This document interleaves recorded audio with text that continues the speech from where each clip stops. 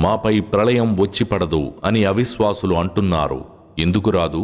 అగోచరాల జ్ఞాని అయిన నా ప్రభువు సాక్షిగా అది మీపై తప్పకుండా వస్తుంది. రవ్వంత వస్తువు కూడా అది ఆకాశాలలో ఉన్నా భూమిలో ఉన్నా ఆయన నుండి గోప్యంగా లేదు. దానికన్నా చిన్న వస్తువైనా పెద్ద వస్తువైనా ప్రతిదీ ఒక స్పష్టమైన గ్రంథంలో లిఖితపూర్వకంగా ఉంది అని వారికి చెప్పు. విశ్వసించి సత్కార్యాలు చేసిన వారికి మంచి ప్రతిఫలం ఇవ్వటానికి ప్రళయం వస్తుంది.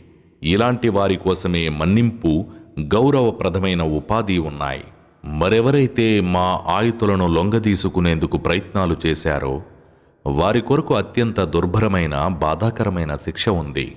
ఓ ముహమ్మద్, నీ ప్రభు తరఫున నీపై అవతరించినది ఆశాంతం సత్యమని, అది సర్వాధిపతి స్తోత్రనీయుడైన అల్లాహ్కు మార్గం వైపుకు దర్శకత్వం వహిస్తుందన్న సంగతిని జ్ఞానం ఒసగబడిన వారు చూస్తారు.